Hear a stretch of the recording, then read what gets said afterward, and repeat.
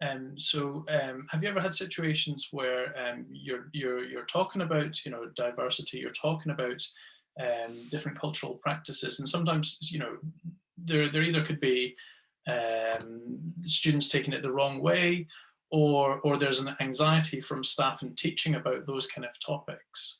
I think, I'm sorry I interrupted you. No, no, Go ahead.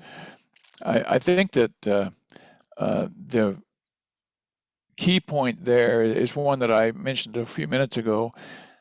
For students to understand that different does not have to be viewed as better or worse is a really important thing.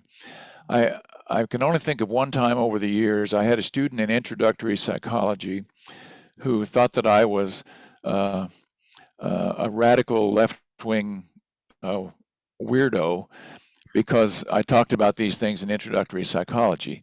He was a very sort of authoritarian fundamentalist sort of guy who just couldn't grasp that anything except his own white American experience could be important enough to teach.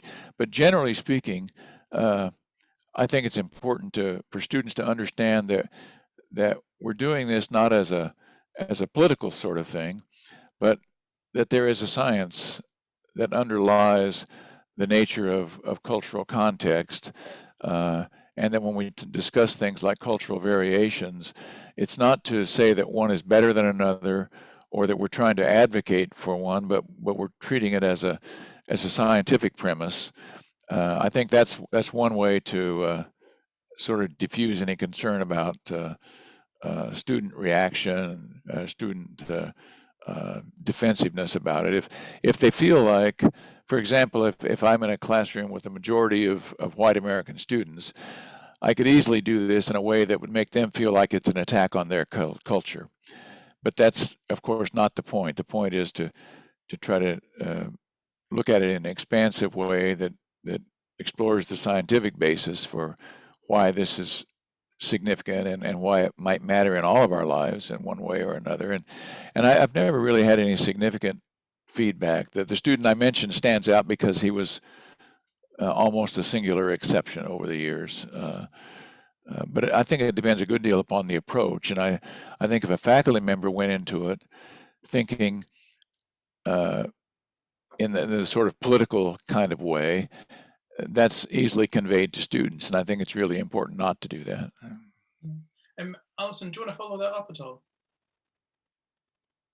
Yeah, no, that's really interesting. It was when you were speaking about research methods and remembering to acknowledge the demographics of your participants.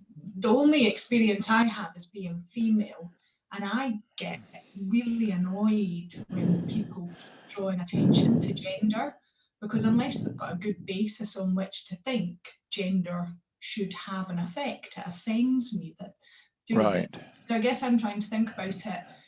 If you do have a minority group present in your student audience and you're kind of, asking the question, is there a difference for this group? Does that cause offence? I think that's where I feel uncomfortable. But yes, but I quite like that idea of taking the politics out of it. You're not going in there to be a campaigner. You're just asking the question as a scientist.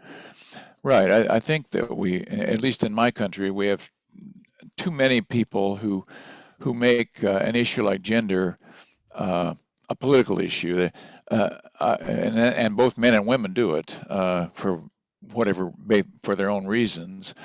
But I think one of the things that might be important to convey is the message that these kinds of variables can't really be treated as independent variables. If men and women differ on some measure, that doesn't prove that it's sex or gender that causes the difference, because we can't randomly assign women to the male group and men to the female group. I mean, that we have to take those variables as they come. And I think if students can understand that, then they can understand that what we're doing is simply describing differences. And then we can move to talking about the fact that difference doesn't necessarily mean judgment. It's not better or worse. It's simply different.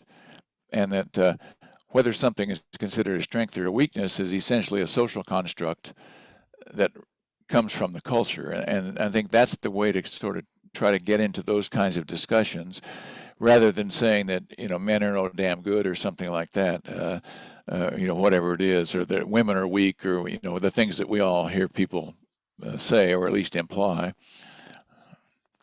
Thank you.